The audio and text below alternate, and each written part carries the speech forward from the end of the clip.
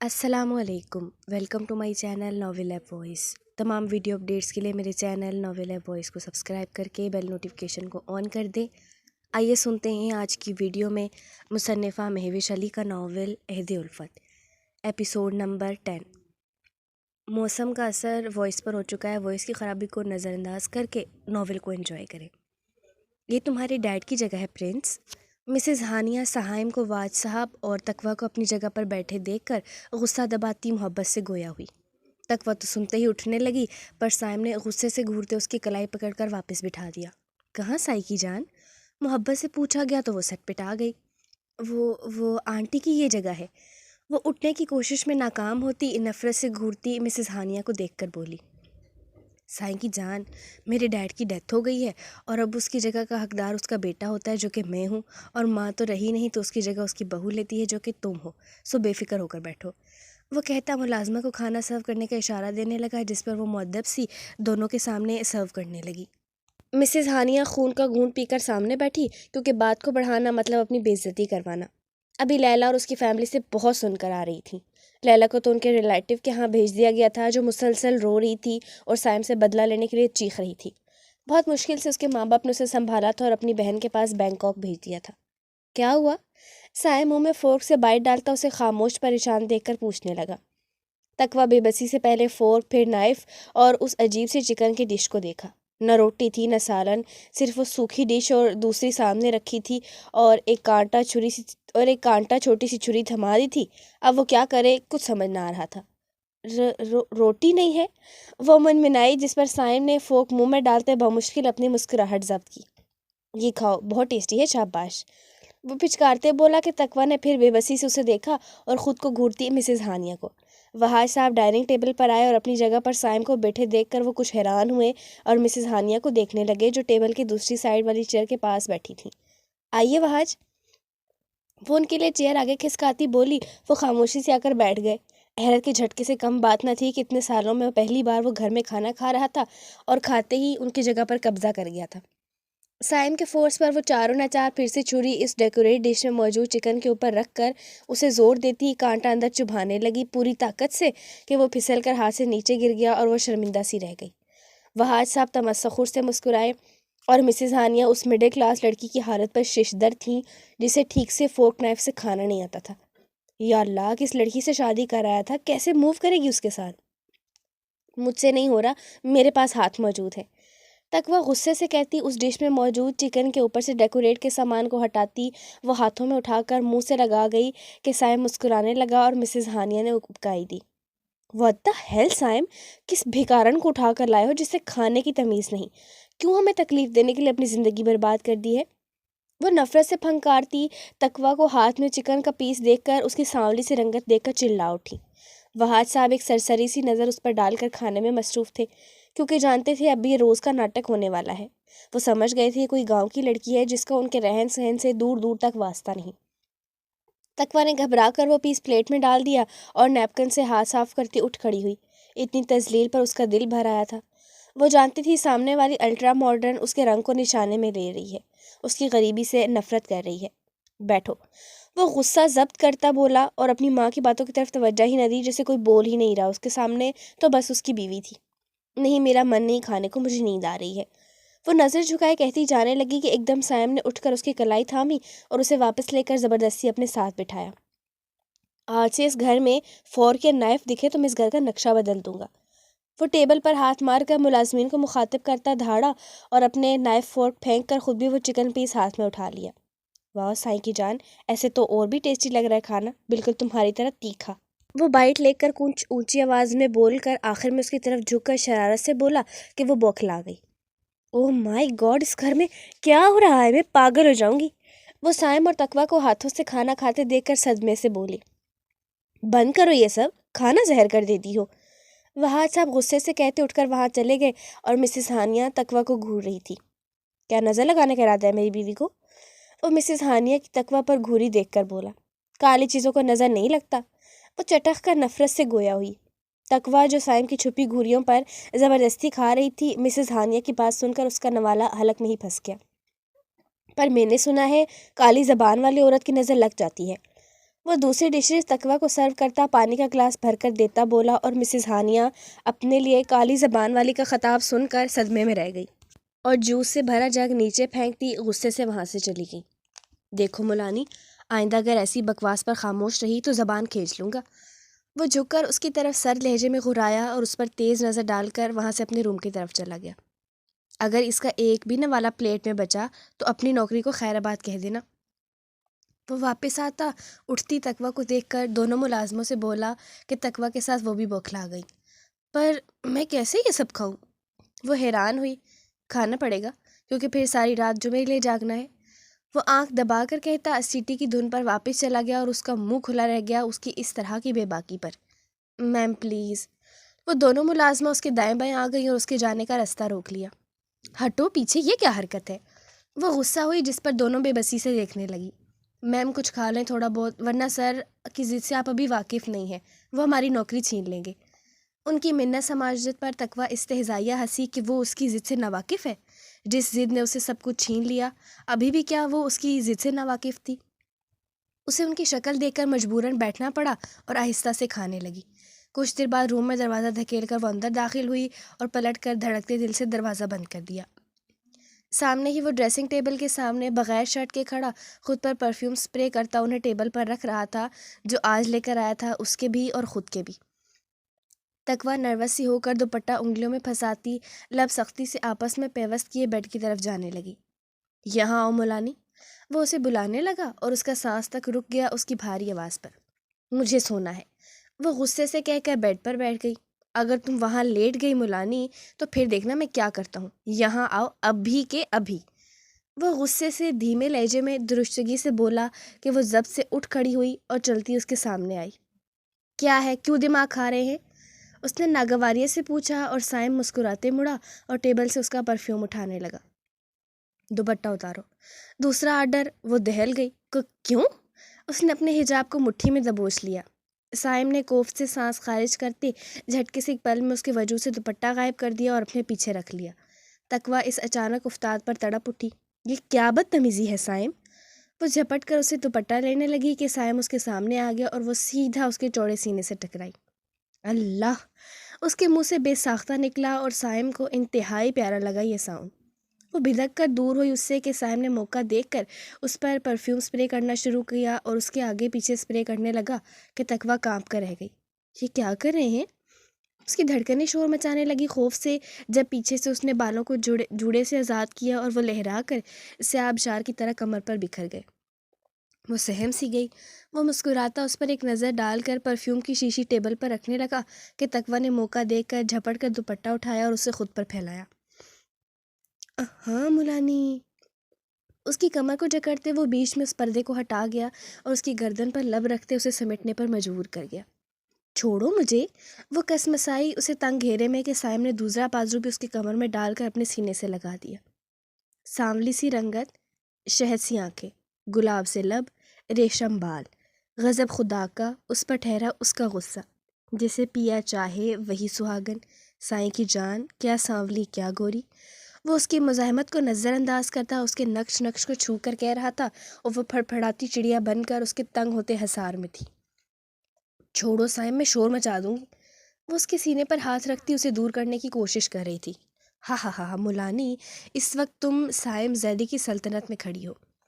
وہ اس کے بالوں کو ہاتھ پر لپیٹ کر اس کا چہرہ اونچا کرتا اس پر جھکایا اور اس کی ساری مزاحمت دھری کی دھری رہ گئی۔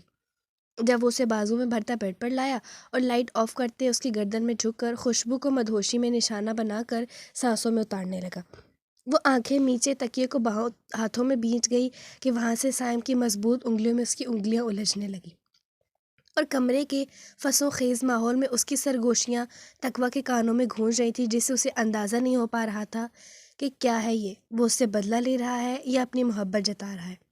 اسے تو خوش ہونا چاہیے، اس کی ماں نے مذاق بنایا اس کا، پر وہ الٹا اس کے نقوش کو سراہتے بے خودی میں اس کے پوشیدہ زخموں پر مرہم لگانے کی کوشش کر رہا تھا۔ اس نے زریش کو دوپہر میں سب کچھ بتا دیا تھا کہ اس کے اور عائشہ کے بیچ کون سا رشتہ ہے اور یہ رشتہ کن حالاتوں میں قائم ہوا۔ اس کا ریئیکشن توقع کے مطابق ہی تھا۔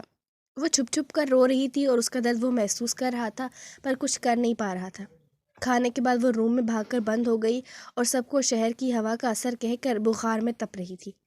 اب پھپھو نے دوسرا آرڈر دے دیا تھا کہ کل صبح تقویٰ کو کال کر کے بلائے اور اس کے شوہر کو بھی، وہ ملنا چاہتی ہیں۔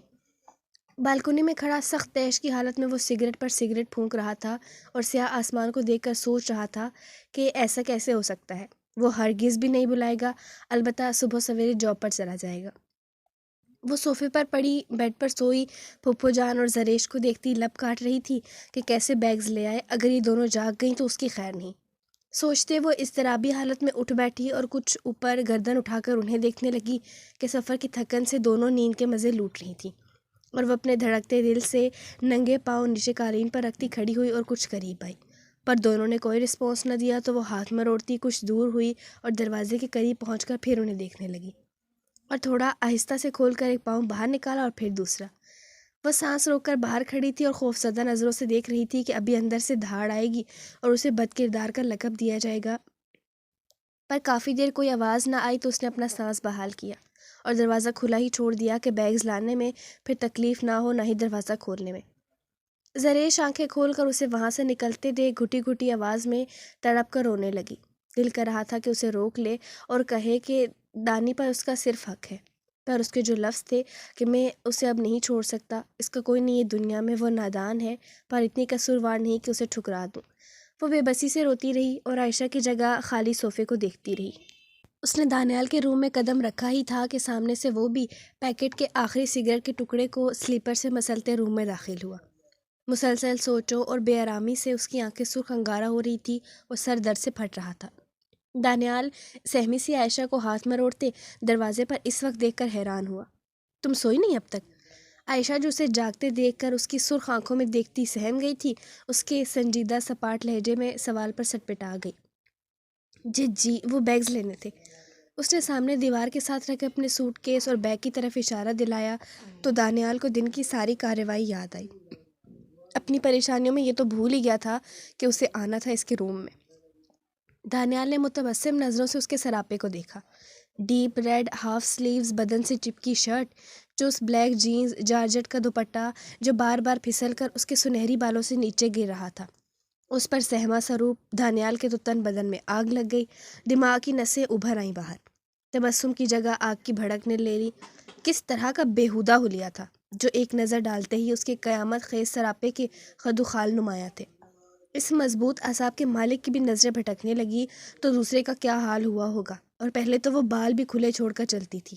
اف، یاد کر کے اس کا دماغ سنسنا اٹھا۔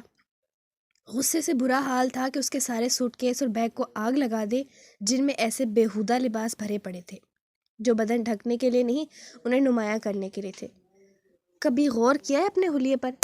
لہجے کے تیش پر بمشکل ضبط کیے وہ سنجیدہ سا بولا، کہیں کچھ بھی غصے سے چیخ نہ اٹھے۔ عائشہ نے جھجک کر اپنے حلیے کو دیکھا اور شرم سے سرخ ہوتی اپنے شرٹ کے گلے اور بازوں پر دوپٹہ پھیلا گئی۔ جواب دو۔ اس کے خاموش ہو کر نظریں جھکانے پر وہ ذرا سخت لہجے میں پوچھنے لگا۔ جی کیا ہے، وہ بھرائی آواز میں منمنائی۔ پتہ نہیں کہاں گئی تھی اس کی تیز تراری، اس کا اعتماد، اس کا بولڈ پن، سب کچھ ماں باپ کے جانے کے بعد رخصت ہو گئے تھے، اور اب وہ سہمی سی ہرنی بن گئی تھی کہ ہر وقت سر پر خوف کا سایہ منڈلاتا رہتا۔ پھر پوچھنے کے بعد وہ شرٹ کے بٹن کھولتا، بازو فولڈ کر کے بیک گراؤنڈ سے ٹیک لگا کر سامنے کھڑی عائشہ کو دیکھنے لگا۔ اس کے نرم لہجے پر اس کی سانس میں سانس آئی اور بھیگی ہتھیلیاں آپس میں مسلنے لگی۔ جی وہ دوسرے کپڑے نہیں، سب ایسے ہی ہیں، نئے ابھی نہیں لیے۔ اس نے ذرا سی گھنی پلکیں اٹھائیں۔ تمہیں معلوم ہے ایسے کپڑے کون سی لڑکیاں پہنتی ہیں؟ اس کے دیکھنے پر نرمی سے پوچھا۔ عائشہ کا آنسو ٹوٹ کر گال پر پھسلا۔ بے حیا، وہ گھٹی سی آواز میں کہتی نظریں جھکا گئی۔ یہاں آؤ، میرا سر دباؤ، سر میں درد ہو رہا ہے۔ وہ تکیہ سیدھا کرتا، اس کے لیے کل کچھ سوٹ لانے کا سوچتا، لیٹ کر اس سے بولا کہ وہ بوکھلا گئی۔ وہ مجھے بیگز لے کر جانا ہے، وہ پھپھو اٹھ جائیں گی۔ اس کا گھبراہٹ سے برا حال ہو گیا۔ یہ تمہارا سر درد ہے، میرا نہیں، وہ قطعی لہجے میں غصے سے گھور کر بولا کہ اس کی سرخ آنکھوں میں غصہ دیکھ کر اس کا سانس رک رک کر چلنے لگا۔ آپ ایسا تو نہ کریں دانیال جی۔ وہ پاؤں کے انگوٹھے سے فرش کو کھروچتی رونے جیسی ہو گئی۔ ڈر خوف نے اس کا برا حال کر دیا، جو رنگت اپنا گلابی پن لا رہی تھی زرد پڑنے لگی۔ تم نے سنا نہیں لڑکی، تمہیں اپنے شوہر کی حالت نہیں دکھ رہی؟ میرا حکم تمہارے لیے کچھ نہیں؟ وہ درستگی سے نیچی آواز میں بولا کہ وہ نفی میں بے بسی سے سر ہلانے لگی اور آہستہ سے چلتی بیڈ کی دوسری سائڈ آئی۔ اب کیا چاند نکلے گا جب تم چڑھ کر یہاں ہوگی؟ اس نے طنزیہ کہا تو وہ چڑھ کر کانپتے سہمے دھڑکتے دل کے ساتھ اس کے پاس بیٹھی اس کے قریب۔ دانیال نے قریب سے اس کی آنکھوں میں دیکھا اور استہزائیہ مسکرایا۔ جھوٹ کا انجام دیکھا؟ اس نے اس کے کانپتے ہاتھ کو پکڑ کر اپنے سامنے اس کی ہتھیلی کی جس کی لکیروں میں پسینہ تھا۔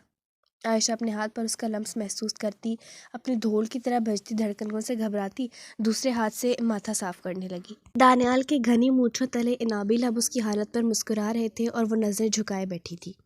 اس نے اسے اور خوفزدہ کرنے کے لیے اس کی حالت پر انجوائے کرتے وہ سنجیدہ سا شخص اپنی سوبر طبیعت کے خلاف اس کی کلائی پر شرارت سے انگلیاں پھیرتے اسے اچھلنے پر مجبور کر گیا۔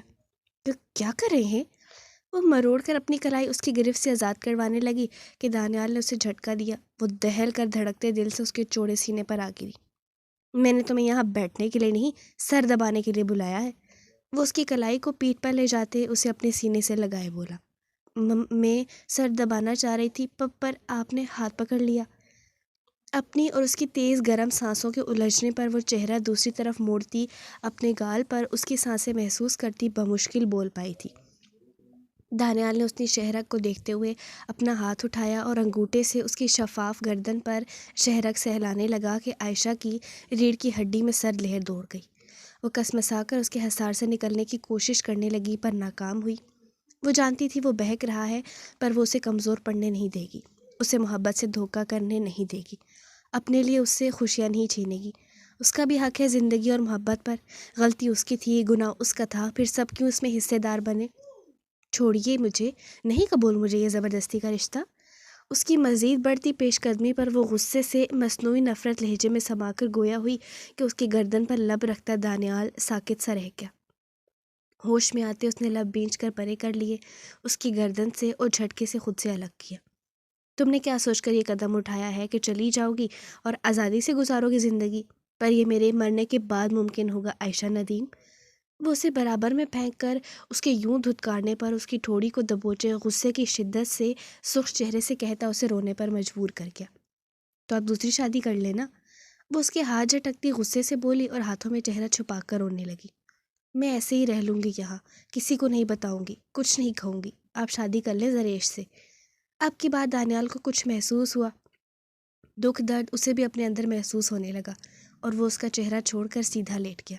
حقیقت تو یہ تھی کہ ایک مرد کو جب اپنی محبت نہیں ملتی تو وہ پاگل ہو جاتا ہے، اور یہاں وہ درد اس کے اندر موجود تھا پر وہ پاگل نہیں ہو رہا تھا۔ اپنی محبت کو سامنے تڑپتا دیکھ رہا تھا اور خود کیا کرنے جا رہا تھا؟ نہیں چاہتی تو نہ صحیح، وہ کون سا مر رہا ہے؟ ضبط سے سوچتے اس نے کروٹ لی اور اس کی طرف پیٹ کر دی۔ وہ جتنا اپنی خوشیاں درد بھلائے اس نادان کا سوچ رہا تھا اور یہ الٹا مزید ٹھکرا رہی تھی، جیسے غلطی خود کی نہیں میری ہو۔ وہ اس کے ماں باپ کے بچھڑنے کے دکھ کو سمجھتا، اسے سمیٹنا چاہتا تھا، اسے خود میں گم کر دینا چاہتا تھا، اپنی ازدواجی زندگی میں مصروف کر کے اذیت ناک موت سے بچانا چاہتا تھا۔ ہاں روڈ ہو جاتا تھا کیونکہ اتنا آسان نہیں اپنی اور اس سے جڑے ہوئے دوسروں کی خوشیاں کسی کی جھولی میں ڈالنا۔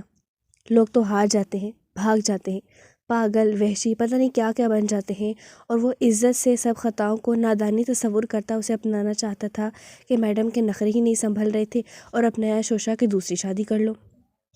ظاہر ہے دوسری شادی ہوگی، وہ مصروف ہوگا اپنی زندگی میں، خوش ہوگا تو اس سے کوئی تعلق نہیں رہے گا احساس کا، پھر تو ظاہر ہے خود ہی اپنی خوشیوں کی دشمن سمجھ کر راستے سے ہٹا دے۔ یہی سب سوچ کر یہ کر رہی ہے اس کے ساتھ، پر وہ ایسا ہرگز نہیں ہونے دے گا۔ بچے تو میرے تم سے ہی ہو گیا عائشہ ندیم، اب چاہے سیدھے یا الٹے۔ وہ بڑبڑاتا اپنی شرٹ اتار چکا تھا اور عائشہ جو اس کے قریب پڑی روتی ہوئی چہرہ صاف کر رہی تھی اور اٹھنے کی کوشش میں تھی کہ دانیال کو شرٹ اتارتے اس کے چوڑے کالے بالوں والے سینے کو دیکھتی اس کی سانسیں رک گئی اور کان سائیں سائیں کرنے لگے۔ اس کی رنگت سرخ لال سی ہو گئی اور ٹانگیں بے جان۔ وہ بیڈ پر ہاتھ ٹکا کر اٹھنے کی کوشش کرنے لگی اور اسے سمجھ آیا دوپہر کو وہ کیوں اس سے کس وقت بیگز لینے کا پوچھ کر چپ ہو کر چلا گیا تھا۔ کیا ہوا؟ بیڈ پر پڑی عائشہ کی ابتر حالت کو دیکھتے اپنی کلائی سے گھڑی نکال کر ٹیبل پر رکھتے وہ لاپرواہی سے پوچھنے لگا جیسے کچھ تھا ہی نہیں۔ یہ کون تھا؟ کیسا دانیال خال تھا؟ عائشہ کے کچھ سمجھ میں نہیں آ رہا تھا کہ وہ کیا کرے کیا نہ کرے۔ اس کا تو پورا وجود سن پڑ گیا تھا اور خوف سے اس میں ذرا سی جان نہ بچی تھی کہ اٹھ کر چل سکے یا بھاگ جائے۔ کیسی مصیبت گلے پڑنے والی تھی، وہ زر کے حق پر ڈالنے والی تھی، یہ سوچ اسے کپ کپانے پر مجبور کر گئی۔ جتنا خوف اسے دانیال سے نہیں ہو رہا تھا، اتنا اسے زر اور پھپھو سے ہو رہا تھا۔ اب بچا ہی کیا تھا اس کے پاس؟ صرف دو لوگ، ایک یہ ستمگر، دوسرا اس کی دوست تقویٰ۔ اگر انہوں نے کوئی بددعائیں دیں اسے اور خود کو تکلیف پہنچانے کے بجائے اپنے پیاروں کو پہنچے، تو وہ اب زندہ ہی نہیں رہ پائے گی، منحوس کہلائے گی، سیاہ قدم بن جائے گی۔ میں وہ بیگز لینے آئی تھی۔ وہ ہمت کر کے اٹھی اور وہاں سے بھاگنے کے لیے دروازے کی طرف بڑھی کہ ایک جست میں دانیال بیڈ سے اٹھا اور اس کی نازک کمر میں اپنا مضبوط ہاتھ ڈال کر اسے اپنی طرف کھینچا تو وہ سیدھا اس کے سینے لگی۔ اس کے منہ سے آہ نکلتے نکلتے رکی، اس کی غصے بھری آنکھوں میں دیکھ کر۔ یہ آپ اچھا نہیں کر رہے دانیال۔ اس نے اپنے بالوں سے کیچا نکال کر زمین پر پھینکتے دیکھ کر وہ بھاری آواز میں منمنائی اور اپنے ہاتھوں سے اس کے حصار میں سخت مزاحمت کرتی آزاد ہونے کی کوشش کرنے لگی۔ سمارٹنس کے پیچھے کانٹا بن گئی ہو۔ وہ اس کی کمر پر اپنی انگلیاں پھیرتا اسے مزید خوفزدہ کر رہا تھا کہ وہ لرزنے لگی تھی۔ کہ کیا کر رہے ہیں؟ چھوڑے مجھے ورنہ میں چیخیں ماروں گی۔ اس کے سینے کے بالوں کو مٹھی میں نوچتی وہ پھڑپھڑا رہی تھی، اس کی انگلیاں اپنی شرٹ کے زپ پر محسوس کر کے۔ دانیال خان سے بابا خان بننے کی تیاری اور ان کی باغی ماں کو پنجرے میں قید کرنے کا جال۔ وہ سپاٹ لہجے میں کہتا اسے بازوں میں اٹھا کر بیڈ پر لایا اور آہستہ سے اس پر لٹایا۔ عائشہ خود کو بالکل بے جان محسوس کرتی آنکھیں میچ گئی، کیونکہ جانتی تھی وہ اب نہیں رکے گا، نہ ہی اسے سمجھے گا۔ وہ تو بدگمان ہو چلا ہے، اپنی ہی سوچوں کے تحت اسے سمجھے بغیر اپنی بات پر اڑ گیا ہے۔ دانیال نے اسے آنکھیں میچے دیکھ کر اس کی پھولی سانسوں کو دیکھتے اس کے وجود سے دوپٹہ الگ کرتے سائڈ پر رکھا اور اس کے پاس لیٹ گیا۔ پہلی بیوی کا پہلا حق ہوتا ہے اور وہ پہلے حقوق ضرور ادا کرنے چاہیے۔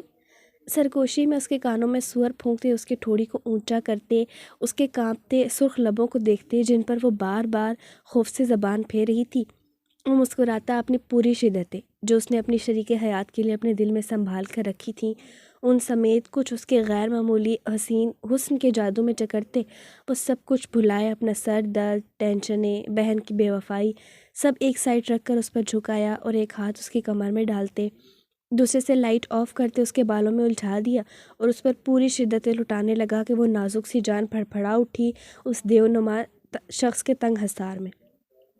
اپنے کان کی لو پر دانتوں سے ہلکا سا دباؤ محسوس کرتے عائشہ کے وجود میں کرنٹ سا پھیل گیا۔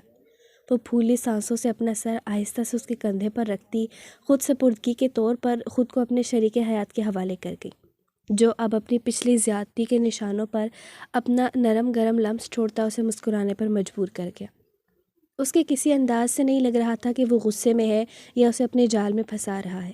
وہ تو ایسا سحر چھوڑ رہا تھا جیسے اسے اس کی نادانی اس کی گناہوں خطاؤں سے آزاد کروا رہا ہو۔ بہت خوش نصیب ہوتے ہیں وہ لوگ جو اپنے کیے گناہوں کے انتہا پر جا کر ہزاروں کی ٹھوکریں کھا کر ان میں کوئی ایسا مل جائے جو اسے گمراہی میں دھکیلنے کے بجائے اسے کھینچ کر سیدھی راہ پر لائے، جس کا ساتھ ملے تو اچھے برے کی تمیز آ جائے، ثواب گناہ میں فرق آ جائے، جو احساس دلانے کہ یہ غلط ہے، تمہیں ایسا نہیں کرنا چاہیے، جو یہ جتائے کہ وہ اسے ایسا ہرگز نہیں کرنے دے گا، اس سے اس کا نقصان ہوگا، اور وہ سیدھی راہ پر لانے کے لیے اپنی خوشیاں وار دے، تو ایسے شخص کو کون سا خطاب دیں جو اس کے غلیظ نظروں کے حصار میں رہنے والے وجود کو اپنے پاکیزہ وجود میں چھپا دے، تو کیا کہے وہ اسے؟ کیا ان بہن بھائی نے ٹھیکہ لیا ہوا ہے دوسروں پر اپنی خوشیاں وارنے کا؟ وہ پھوٹ پھوٹ کر رو پڑی جب دانیال کے لبوں کا لمس اپنی پیشانی پر محسوس کیا۔ کیا وہ اپنی پوری عزت کے ساتھ اس شخص کے نصیب میں نہیں آ سکتی تھی یا اس کی محبت نہیں بن سکتی تھی؟ پر اسے نہیں لگتا تھا کہ وہ کبھی اس کے دل میں اپنی جگہ پناہ پائے گی، کیونکہ وہاں تو پہلے ہی کسی کا بسیرا تھا، کسی معصوم کا جس کی خوشیاں وہ چھین گئی اس سے۔ کیا ہوا؟ اس پر کمفرٹر درست کرتے اپنے بازو پر رکھے اس کے سر پر ہاتھ پھیرتے پریشانی سے دانیال نے گھمبیر لہجے میں پوچھا۔ کچھ نہیں۔ وہ اپنی بھاری پلکیں مونتی اس کے سینے پر سر رکھ کر اپنی ہچکیاں دبانے لگی، اور دانیال کو شاید اس پر رحم آ گیا تھا، تبھی اسے کسی بچے کی طرح اپنے حصار میں لے کر چپ کروانے لگا کہ اس کے وقتی محبت بھرے لہجے پر اس کا دل پھٹنے لگا۔ میں نے اپنا حق وصولا ہے، تم تو ایسے ریئیکٹ کر رہی ہو جیسے ڈاکہ ڈالا ہو۔ اسے نڈھال دیکھ کر وہ بھنا گیا۔ اس نے کوئی جواب نہ دیا، بلکہ اس کے گرد اپنا معصوم حصار ڈال کر سونے لگی جیسے صبح ہوتے ہی وہ اس سے چھن جائے گا۔ اس کے اندر سے اپنا حق انگڑائیاں لینے لگا تو دوسری طرف بے قصور سی کھڑی زریش آ جاتی۔ میں مر جاؤں گی، اتنا بوجھ نہیں اٹھا سکوں گی، دوسرے بوجھ کو میرے کندھوں پر ڈال دو اور اپنے آپ کو میرے حوالے کر دو۔ وہ رخسار سے ہلاتے اس کی آنکھیں صاف کرنے لگا اور وہ سرخ خمار بھری نظریں اٹھائے اس کی آنکھوں میں دیکھتی شرم سے نظریں جھکا گئی۔